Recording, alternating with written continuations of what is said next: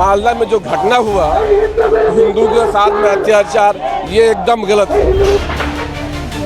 এই মোথাবাড়ির ঘটনা দেখে এখনো যদি হিন্দুদের মাথা না ঘুরে যায় তাহলে যেন হিন্দুরা মনে রাখে আমাদের মাথা কাটা যাবার সময় এসে গেছে।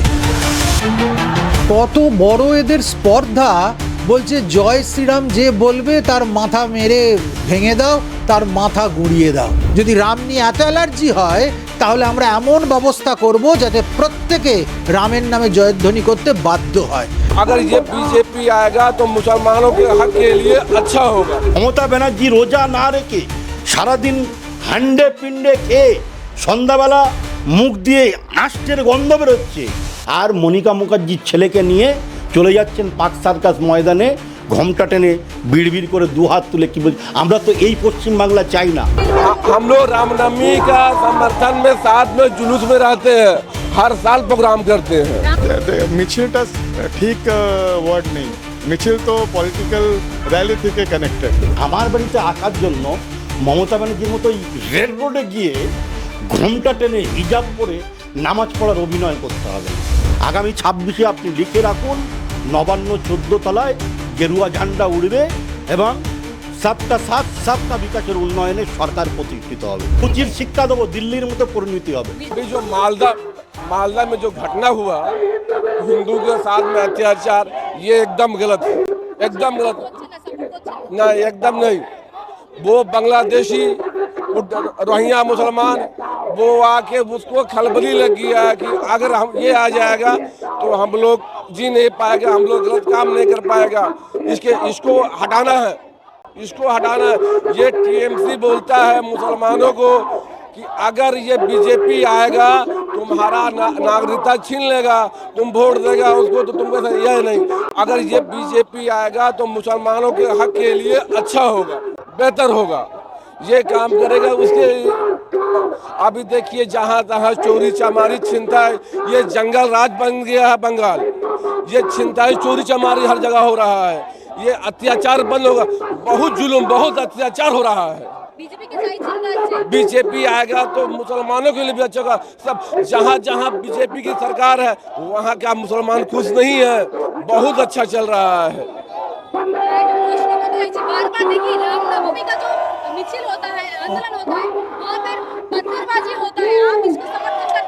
कुछ है ऐसे जो भड़काते हैं, क्या समझा? समर्थन करते हैं रामनवमी का जो हम लोग रामनवमी का समर्थन में साथ में जुलूस में रहते हैं, हर साल प्रोग्राम करते हैं। রামনবমীতে মিছিলে হাঁটেন? हाँ हाँ সঙ্গে থাকি তো, গণেশ টাকির মধ্যে আমি হর সময় থাকি তো।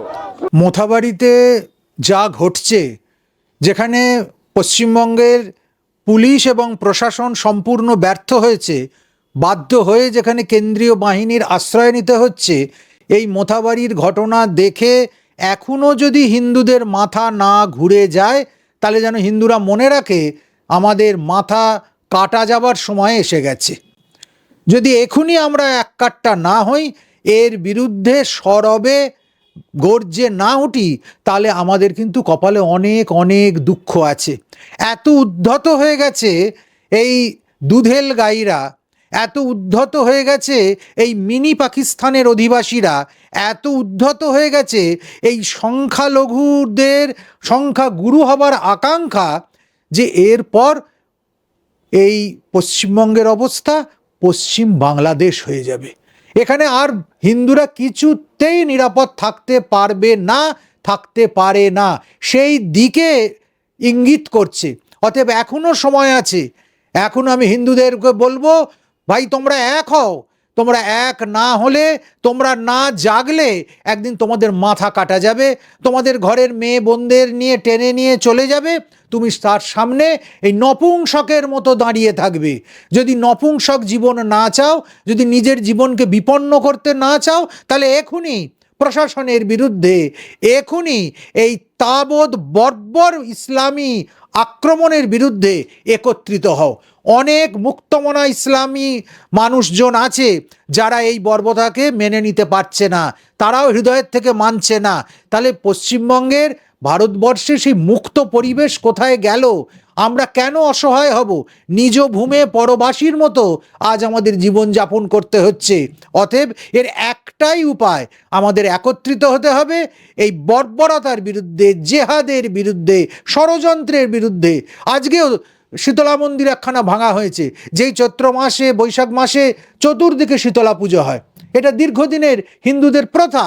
সেখানে এই চৈত্র মাস বেঁচে শীতলা মন্দির ভেঙে গুঁড়িয়ে দেওয়া হচ্ছে। এরপর আর কি কি আমাদেরকে দেখতে হবে? এখনও আমাদের চেতনা হবে না? এখনও আমরা সেই সাম্প্রদায়িক, অসাম্প্রদায়িক, মৌলবাদী, অমৌলবাদী, এখনও ধর্ম সমন্বয়, সর্বধর্ম সহ্য, এই সমস্ত নানান রকম গোল গোল কথাবার্তা বলতে থাকবো এবং নিজেদের সর্বনাশ নিজেরা নিজে হাতে করতে থাকবো। এভাবে কখনো বাঁচতে পারে না একটা দেশ, একটা জাতি, একটা রাষ্ট্র। পিঠ পুড়ছে ফিরে শুই, এতটা স্বার্থপর রীতি আজ কিন্তু চলবে না। একদম দুয়ারে এসে গেছে এই সমস্যা, একদম দুয়ারে এসে হাজির হয়েছে। অতএব যদি না এখনো সতর্ক হই তাহলে আমাদের বিপদ আছে। মহারাজজি, আমরা প্রতিদিনই যারা আমরা সনাতন রয়েছে তারা কিন্তু মুসলিমদের যে আজান, সেই আজান কিন্তু প্রতিদিনই আমরা শুনতে পাই। তারপরেও কিন্তু হিন্দু যে এলাকা রয়েছে, হিন্দুর সনাতনীদের কোনো রকম অসুবিধা হয় না। কিন্তু রামনবমীর কোনো মিছিল গেলে, জয় শ্রীরামের কোনো স্লোগান শুনলে ইসলাম যারা রয়েছে তাদের কিসের অসুবিধা হয়ে যায়? কত বড় এদের স্পর্ধা! বলছে জয় শ্রীরাম যে বলবে তার মাথা মেরে ভেঙে দাও, তার মাথা গুঁড়িয়ে দাও।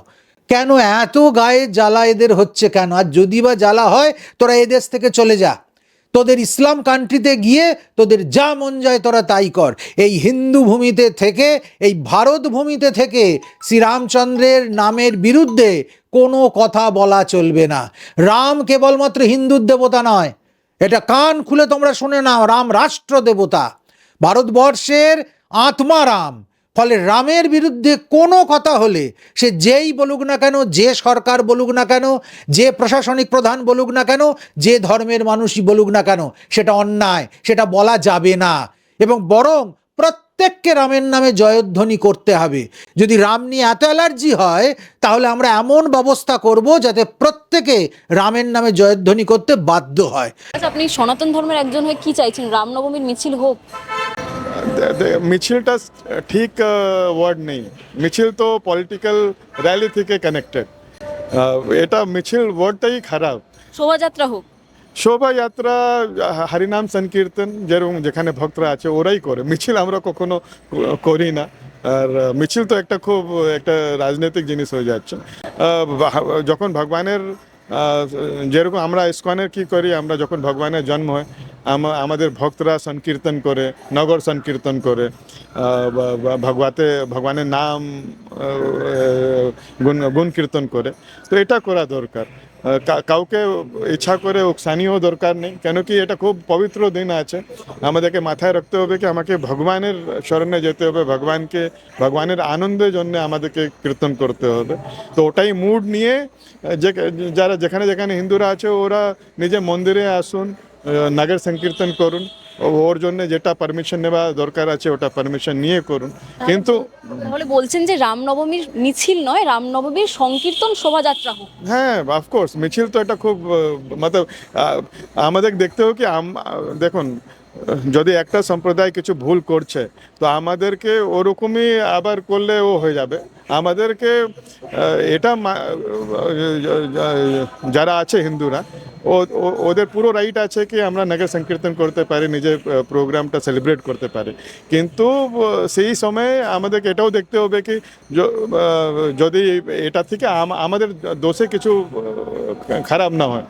আর সেম টাইম যেটা করতে হবে পুলিশের হেল্প নিয়ে, পুলিশের অ্যাডভাইস নিয়ে ওটা করতে হবে।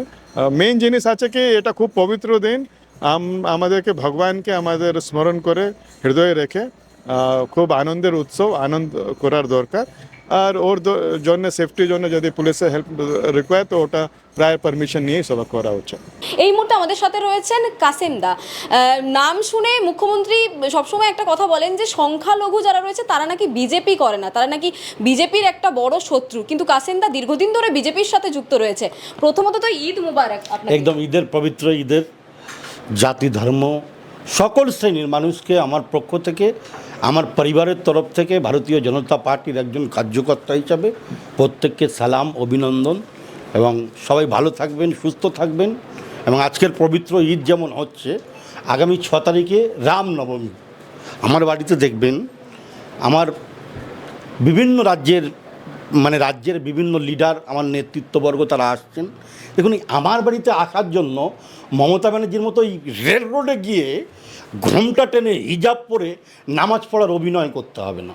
আমার বাড়িতে আসবে ভ্রাতৃত্ববোধ, ভালোবাসা, তো মমতা বন্দ্যোপাধ্যায় তৈরি করেনি। মমতা বন্দ্যোপাধ্যায় মুসলমানদেরকে চোর, ডাকাত, গুন্ডা, বদমাশ তৈরি করেছে, মুসলমান সমাজকে কলঙ্কিত করেছে। মমতা ব্যানার্জি রোজা না রেখে সারাদিন হান্ডে পিণ্ডে খেয়ে সন্ধ্যাবেলা মুখ দিয়ে আষ্টের গন্ধ বেরোচ্ছে, আর মনিকা মুখার্জির ছেলেকে নিয়ে চলে যাচ্ছেন পাক সার্কাস ময়দানে ঘোমটা টেনে বিড়বিড় করে দুহাত তুলে। কী বলছি, আমরা তো এই পশ্চিমবাংলা চাই না। এই পশ্চিমবাংলাতে ঠাকুর রামকৃষ্ণ পরমহংসদেব এসেছিলেন, এই পশ্চিমবাংলাতে স্বামী বিবেকানন্দের আবির্ভাব হয়েছিলেন, এই বাংলার মাটিতে মা সারদা দেবীর আবির্ভাব হয়েছিল। এই বাংলার মাটি সেই পবিত্র মাটি, কাজী নজরুল ইসলাম শ্যামা সঙ্গীত লিখে গেছে। মমতা বন্দ্যোপাধ্যায়কে নতুন করে হিজাব পরে ঘোমটা টেনে নামাজ পড়ার অভিনয় কেন করতে হবে? আসেন, ফিরহাদ হাকিম তিনি আপনাদের কমিউনিটির একজন লোক রয়েছেন। শাসক শিবির বারবার বলে যে বিজেপি নাকি মুসলমানদের মানে সংখ্যালঘুদের একেবারে শত্রু, সেখানে তুমি দাঁড়িয়ে একেবারে বুক চিতিয়ে বলছো যে শ্যামার সঙ্গীতও গাওয়া হবে এই বাংলায়, আবার আল্লাহর গানও গাওয়া হবে। শুনুন, এই মনিকা মুখার্জির ছেলেকে দিয়ে তো পশ্চিমবাংলার মুসলমানদের মূল্যায়ন করা যাবে না। যে ফিরহাদ হাকিম দাওয়াতে ইসলাম দিচ্ছেন, যে ফিরহাদ হাকিম বলছেন আরও মুসলিম জনসংখ্যা বাড়াতে হবে, হামারা দো আর হামারা চার, সব তো পশ্চিমবাংলায় চলবে না। আমরা ওই কৃষ্টি কালচার সংস্কৃতে বড় হয়েছি। একদিন দুর্গা ঠাকুরের বিসর্জনের শোভাযাত্রা সন্ধ্যেবেলা যেত, আর দুপুরবেলা মহরমের তাজিয়া যেত। মমতা বন্দ্যোপাধ্যায় এই সংখ্যালঘু মুসলমানদেরকে শুধু তেজপাতার মতো ব্যবহার করেছে। আমরা তেজপাতা যেমন তরকারিতে বা কোনো রান্না করলে ভালো কিছু তেজপাতা দেয়, তেমনি মুসলমানরা পশ্চিমবাংলায় এই মুহূর্তে হচ্ছে তেজপাতা। শুধু মুসলমানদের তেজপাতার মতো সুগন্ধি নেওয়া হয়, আর নির্বাচনী বৈতরণী পার হয়ে গেলে মমতা বন্দ্যোপাধ্যায় আমাদের কোনো উন্নয়ন সাধন তিনি কিছু করতে পারেননি। মমতা বন্দ্যোপাধ্যায়কে প্রশ্ন করবেন যে পশ্চিমবাংলার মুসলমানরা জানতে চাইছে 14,000 শিক্ষক কেন মাদ্রাসা সার্ভিস কমিশন থেকে নিয়োগ করা হলো না? 507খানা মাদ্রাসা, সরকারি স্বীকৃত মাদ্রাসা, কটা মুসলমান ছেলেকে চাকরি দিয়েছে? 14 বছরে মমতা বন্দ্যোপাধ্যায় সাচার কমিটির রিপোর্ট কেন বাস্তবায়ন করলো না? মমতা বন্দ্যোপাধ্যায়কে প্রশ্ন করবেন এই ফিরহাদ হাকিম, ববি, মনিকা মুখার্জির ছেলেকে, যে ওয়াকফ সম্পত্তি 17,000 কোটি টাকার সম্পত্তি বেদখল হয়ে রয়েছে, তার হিসাব কবে দেবেন? মমতা বন্দ্যোপাধ্যায় বলেছিলেন না 2011 সালের আগে যে ডবল চাকরি হবে, সংখ্যালঘুদের উন্নয়ন হবে? শুনুন, মরছে কারা? মুসলমান। মারছে কারা? মুসলমান। আর সিপিএমের 34 বছরে সিপিএম মুসলমানদেরকে ফুটবল হিসেবে ব্যবহার করেছিল। মমতা একটু আধুনিক হয়েছে। আধুনিক বলতে কি, মুসলমানদের সামনে গিয়ে একটু রোজা না রেখে হিজাব টিজাব ঘোমটা টোমটা টেনে তিনি বলছেন যে আমি আপনাদের মাসিয়া। মমতা বন্দ্যোপাধ্যায় আমাদেরকে ভালোবাসেন না, শুধু ভোট এলে আমরা দুধেল গাই হিসাবে এই দলে স্বীকৃত এবং আমরা ব্যবহার হই, আর আমরা ব্যবহার হব না।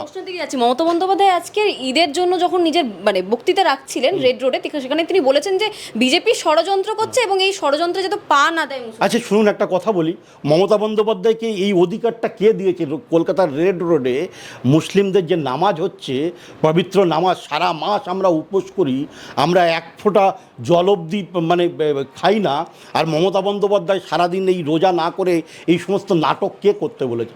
আসলে মমতা বন্দ্যোপাধ্যায় বুঝে গেছেন যে 70% হিন্দু ভোট তাদের সঙ্গে নেই, মাত্র 30 থেকে 34% মুসলিম ভোটকে মমতা ব্যানার্জি পুঁজি করে মার দাঙ্গা এলাকায় তহস্ত করে মমতা বন্দ্যোপাধ্যায় ফের ক্ষমতায় আসতে চাইছেন। আচ্ছা, মমতা ব্যানার্জিকে জিজ্ঞেস করবেন তো যে মমতা বন্দ্যোপাধ্যায় একটা সময় এই অটল বিহারী বাজপেয়ীর হাত ধরে পশ্চিমবাংলায় এসেছিলেন। আমরা শুনুন, এই যাদের কথা মমতা বন্দ্যোপাধ্যায় বলছেন, এরা তো ইন্ডিজোদের শরিক।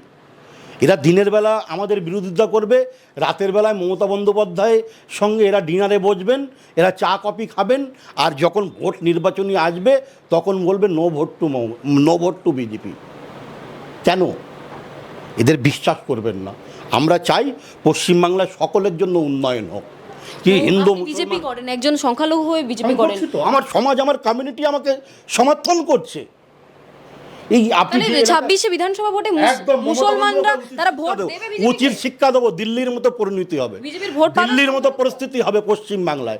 দিল্লিতে 27 বছর পরে যদি বিজেপি ক্ষমতায় আসতে পারে, পশ্চিমবাংলায় এই সরকারটাকে, এই লিমিটেড কোম্পানিকে আমরা উৎখাত করব। আমরা ওদের আর ব্যবহার হতে চাই না, আমরা তেজপাতা বা ফুটবল হতে চাই না ভাই, পরিষ্কার কথা। আমাদের উন্নয়ন দাও, আমাদের সঙ্গে যারা থাকবে আমরা তাদের সঙ্গে আছি। আজকে নরেন্দ্র মোদীর যে উন্নয়ন শুধু হিন্দুদের জন্য হয়েছে, সেই উন্নয়ন গোটা ভারতবর্ষে হিন্দু মুসলমান সকল শ্রেণীর সকল মানুষের জন্য হয়েছে। কেন এমন কথা বলছেন? ফিরহাদ হাকিম সকল আপনাদের মানুষের জন্য আপনাদের হয়েছে। কমিউনিটি, তিনি আরে বলছেন ফিরহাদ যে হাকিম- মিনি ফিরহাদ পাকিস্তান হাকিম- আরে ভাই, আমি তো মনিকা মুখার্জির ছেলে নয়, আমি কাশেম আলী, আমার বাবার নাম হাজি আব্দুর রহিম, আমি তো মনিকা মুখার্জির ছেলে নয়। তা আমাকে নতুন করে পরীক্ষা দিতে হবে না। ফিরহাদ হাকিমের থেকে কে মুসলমান আর কে মুসলমান না, সেই শিক্ষা আমরা সার্টিফিকেট আমরা নিতে চাই না। আমাকে আপনার ধর্ম আমাকে বলেছে যে শিবের মাথায় জল ঢেলতে? ইসলাম বলছে লাকুম দীনুকুম ওয়ালিয়া দিন। আপনি আপনার ধর্মের প্রতি যতটা শ্রদ্ধাশীল, তার থেকে বেশি শ্রদ্ধাশীল হও অন্যের ধর্মের প্রতি। কে মনিকা মুখার্জির ছেলেকে বলেছে শিবের মাথায় জল ঢেলতে? কে বলেছে সারাদিন রোজা না করে মমতা বন্দ্যোপাধ্যায়কে নিয়ে ইফতার পার্টিতে নিয়ে? এই অধিকার কে দিয়েছে? মমতা বন্দ্যোপাধ্যায় মুসলমান সমাজকে কলঙ্কিত করেছে, আমাদের চোর ডাকাত গুন্ডা বদমাইশ তৈরি করেছে, আমাদের জন্য কিছু করেনি। এই যে মমতা বন্দ্যোপাধ্যায়, আপনি বললেন যে খেয়ে গিয়ে তিনি ইফতারি করছেন, ইসলাম ধর্মে তো বেশ কিছু ইসলামকে অবমাননা করছেন। কায়দা নিয়ম কানুন রয়েছে। একজন নারী মসজিদে প্রবেশ করতে পারে না, পুরুষ বেষ্টিত মসজিদে প্রবেশ করতে পারে না নারী। আগামী 26-এ আপনি লিখে রাখুন, নবান্ন 14 তলায় গেরুয়া ঝান্ডা উড়বে এবং সবকা সাথ সবকা বিকাশের উন্নয়নের সরকার প্রতিষ্ঠিত হবে। আপনাকে একটা প্রশ্ন করতে চাইছি, রেড রোডে প্রতি বছরে মমতা বন্দ্যোপাধ্যায় যায়, নিজের ঈদের জন্য বক্তব্য রাখেন, কিন্তু সেই বক্তব্য বাংলার মাটিতে দাঁড়িয়ে হিন্দিতে কেন হবে? শুনুন, একটা কথা বলি, আমরা বাঙালি মুসলমান, আর ফিরহাদ হাকিম ববিরা যারা এই রাজ্যে বসবাস করে, এরা মাত্র যারা মমতা ব্যানার্জি যাদেরকে নেতা ভাবেন, তারা 1.1% হবে কিনা সন্দেহ। এই ফিরহাদ হাকিম ববি বলুন, আমিনউদ্দিন ববি বলুন, জাভেদ খান বলুন, যারা নেতা আছে, কোনো বাঙালি মুসলমানকে মমতা ব্যানার্জি নেতা করেছে? হ্যাঁ, হিন্দিতে কেন হ্যাঁ, বক্তব্য দেন? হিন্দিতে কেন বক্তৃতা দেবে? আগামী দিনকে এই বাংলাটাকে ওরা পাকিস্তান বা আফগানিস্তান করতে চাইছে? হ্যাঁ, ওরা চাইছে কি?